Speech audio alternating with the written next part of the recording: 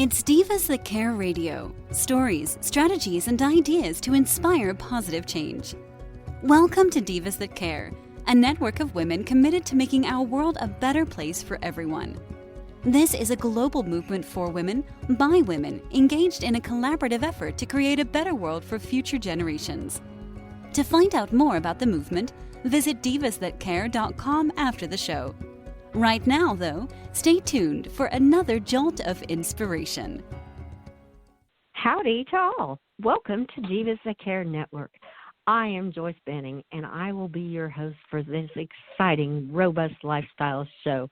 Please check out our website, divasthatcare.com, and see all the amazing hosts and their shows of women they are interviewing around the world.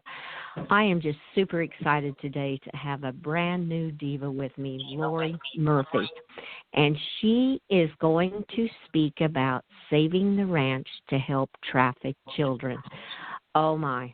This just sounds absolutely incredible. Lori, could you please introduce yourself and tell our listeners a little bit about yourself today?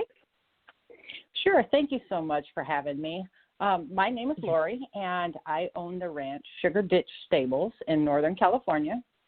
And we would host approximately 2,500 kids a year through homeschool programs and horsemanship riding lessons and summer camps.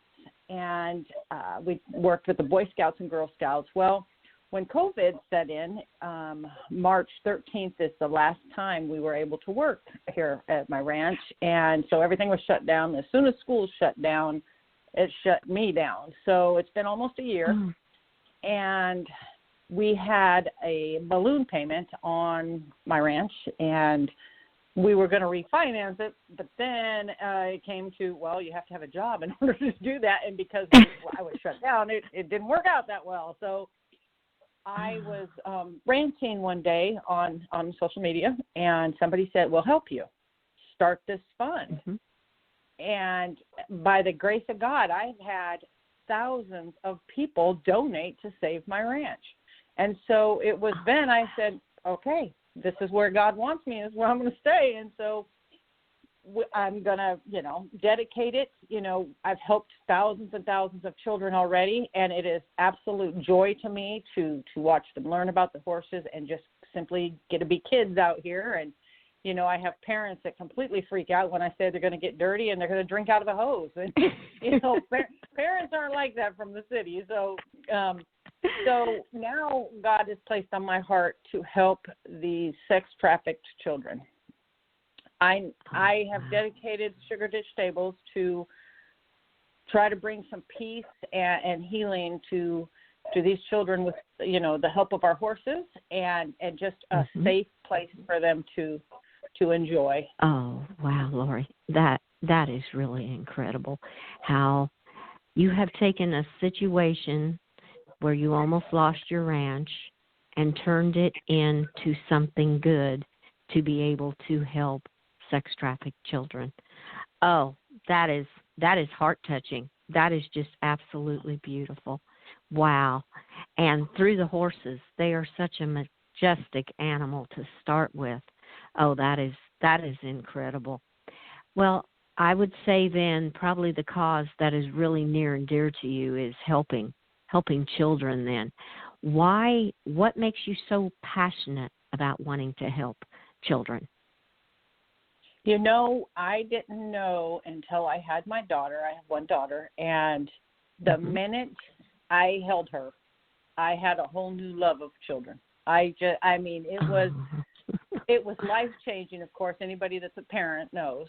And they are just absolutely the most incredible little creatures ever. And they say the darndest things. They're brutally honest, and they're just fun, innocent, wanting to learn, and they're just peaceful. I just love. I found out the older I get, the less I like adults. I'd rather hang out with kids.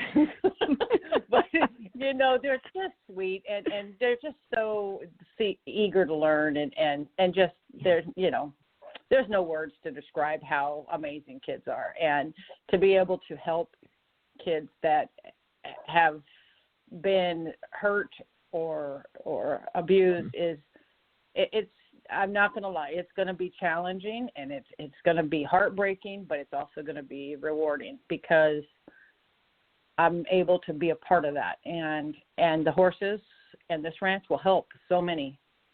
You know, it's a very peaceful place. Mm-hmm. Oh, wow. Yes, how it will help them to feel safe and in an environment where they can just be kids.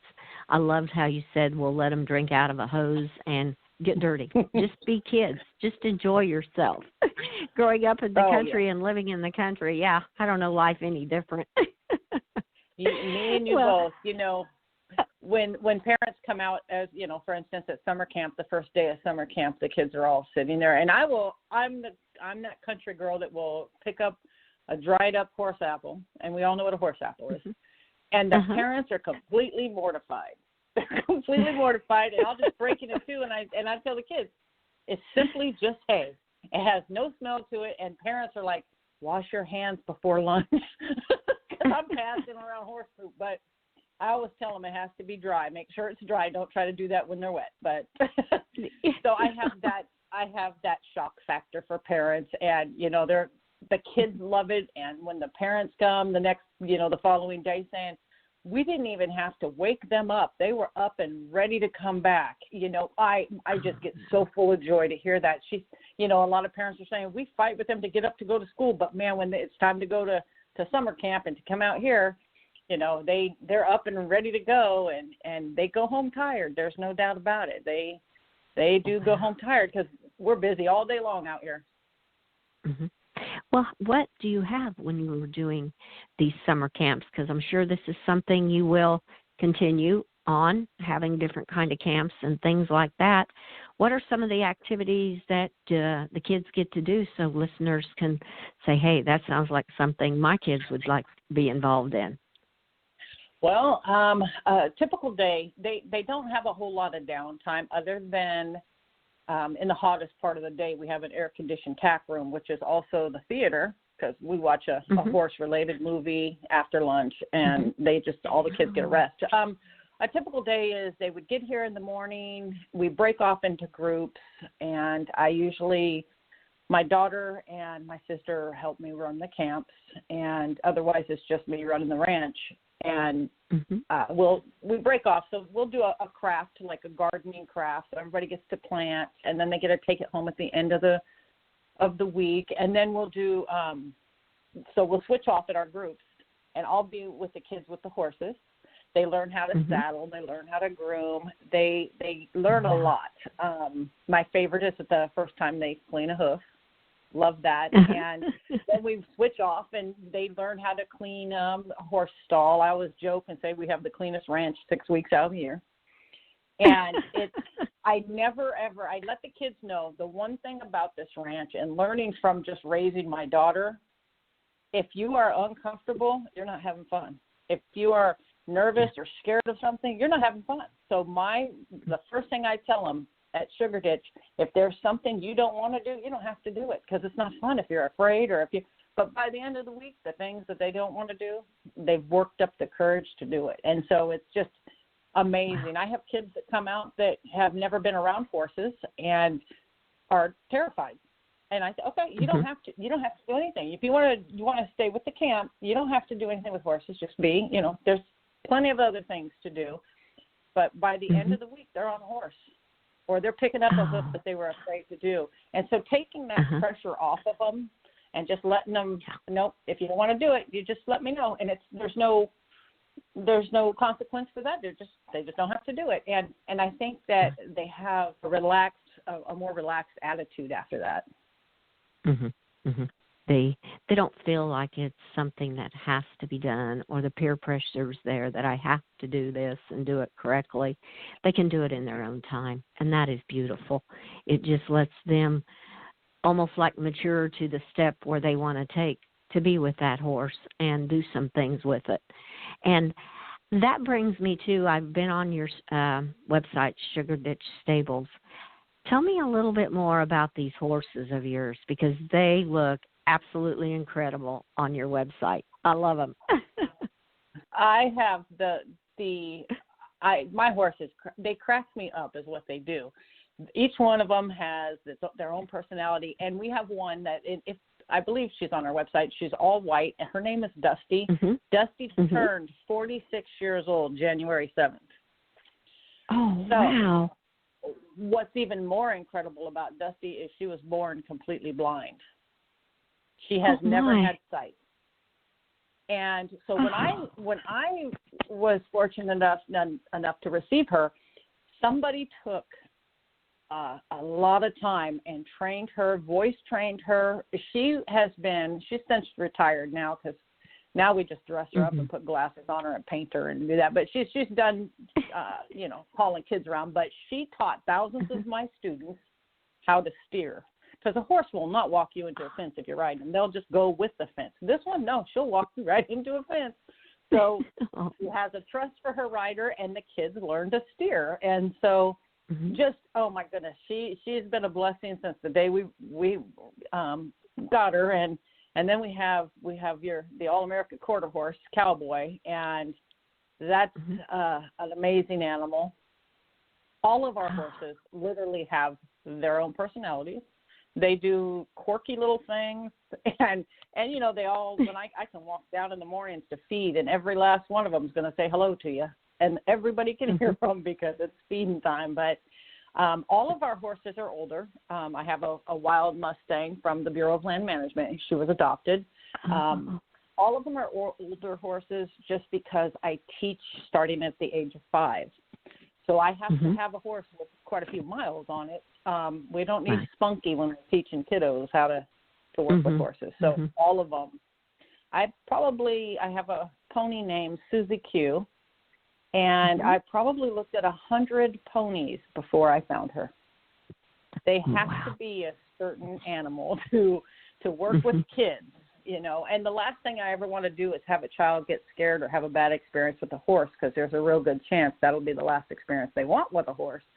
So the old saying, if you fall off, you got to get back on, it's a true statement. So they have to get right back on. Oh, yes. Oh, your horses, they just look incredible. They look so kind. I mean, you look at them on the website, and it's just, being a horse lover, I mean, I'm like, I just want to hug them right there. They just look kind and so sweet. I just love it. Yes.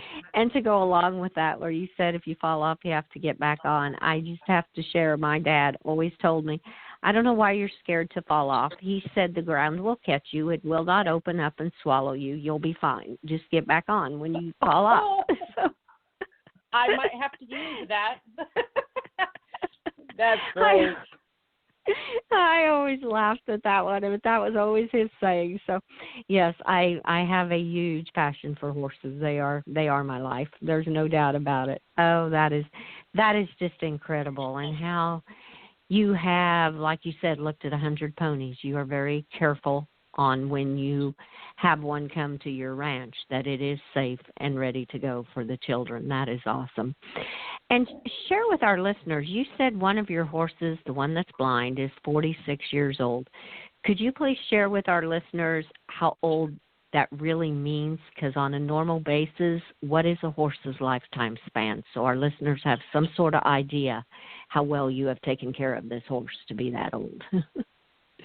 Well, the average horse lives between 25 to 35. I have, with Dusty, she's just got an incredible will to live. The oldest horse, though, I do teach my students, was 62 years old in England, and his name was Old Billy. It's not real normal for a horse to live to be 46. She was born in the 70s, and when you think about that as far as an animal, that's a long time for a horse. And people don't realize when they buy their kids a pony, ponies live to be 45 to 50 years old. That's a lifetime pet there for, a lot of people. That's a long time. You outgrow them long before, they go. But so 46 is on the definitely on the geriatric side for a horse, and they're just like any other animal. Things happen. Colic is the number one cause of horse death, which is simply gas. And so, to be 46 and to be blind and still in the shape she's in she's just a godsend. She's just an amazing animal. And, I use her mostly when kids are a little nervous, and I can instantly tell when they are, because she goes, "What's wrong? Why are they nervous?" And so I go, "Okay, so that's, I have to read the child like I do the horse, because again, they're not for everybody. They are, I have a sister, we were raised on a ranch. I have a sister that every time she comes over, she says, they can't get out, can they? She's a city girl now. She's afraid of horses." It amazes me, but. Oh, that's incredible. Well, that comes back to, you said, like, not all children want to be around the horses. You explain to people a little bit about how they can help and what your future goals are to have some other options there at the ranch that children can feel safe and have a fun environment, even if they don't want to be around the horse. If you could explain that, please. Of course. So now that God has put on my heart to help these children, I have the whole horse section of our ranch is completely set up for horses, and it's all ready to go. But with kids aren't comfortable or maybe aren't real interested in the horse, I have an acre that I'm going to divide, that I'm going to dedicate to a playground, picnic type area, and then the other half of that acre I'm going to have a garden.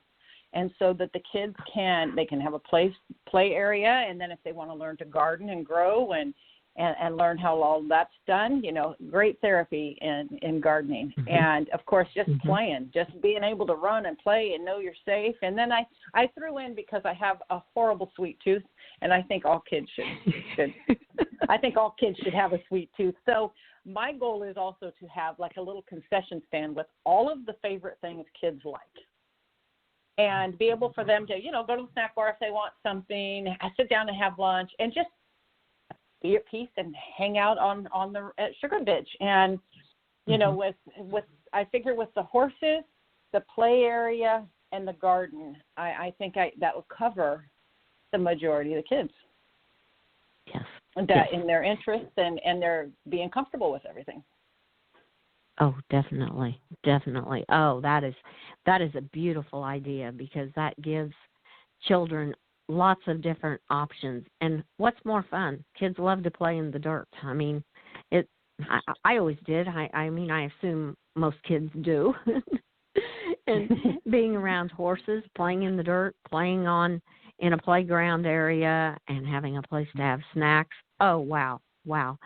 So as people feel they want to help and get involved, what is the best way to reach out to you where they feel that they want to support your cause on what you're doing, Lori? Well, there's a couple of ways. One, I have a Give, Send, Go fundraiser going, and we reached the goal for to save the ranch. And now anything above that is going to go towards the new play structure and area. We have to have irrigation put in, and, we have to get everything prepared and then get the play structures in there. We need to have bathrooms. We need to get the garden area irrigation set up. So I have that Give, Send, Go, and everything above my goal will go to that. Another thing that I'm doing, and I'm really excited about, is I have gotten, I believe I'm up to 23 states now that people have facilities like mine, or maybe an art studio or painting areas that kids can go to find that healing and that therapy. So we're setting it up all across the United States is the goal. And then people are contacting me that maybe don't have the facility but are willing to volunteer in their areas. So if any of the listeners have a place that they would like to set up, or a place they already have, if they can contact me and I can put them on the list. Right now, it's kind of slow going, but at some point we're going to know when we say, okay, it's time to do this. It's time to open up, and it's time to start helping. If they can email me, they can even message me through the Give, Send, Go. I'm like I said, I'm keeping a list of of all the locations and all the people. And then the goal is to say, okay, you're in Michigan, you can go here. There's this location if you want to volunteer hours and just be part of the whole healing process. So through my Give Send Go, through my Sugar Ditch Stables website, just contact me, reach out. That's the best way to help, just to get involved. Oh, wow. That is incredible. And 23 different states already you have had responses from. That's amazing. That is just unbelievable. That is great. There are so many people out there that are wanting to help. I love that. That is beautiful. And we will definitely post Lori's connections, so any listeners that would like to reach out to Lori, they will be with this podcast, so they can reach out to you. Well, you are such a very, very busy lady. What is your secret on how you can do all these activities and balance your life and give so much back to others? How do you do all this, Lori? I pray a lot. I pray for strength. I literally, I inherited my dad a couple of years ago. Next month it'll be 2 years, and my dad suffers from dementia. And I literally had to just give it all to God, and I just walk by faith. I don't know what each day is going to entail, but I just, it'll be fine. We'll get through it, and you just do it. You just, I truly believe that I'm here to help, and I've always had that desire to help anybody that needs help, and so I just put it in my daily schedule of, okay, you have at least 8 or 10 hours of trying to help people every day. And so my faith is very, very strong. So walking by faith is my biggest, what would you say, that it helps me the most to just know that I'll get through each day like I'm supposed to. It's just my plan, I guess. To get it done. We're country girls. We just get it done. That's how it was taught. It's got to be done. That is.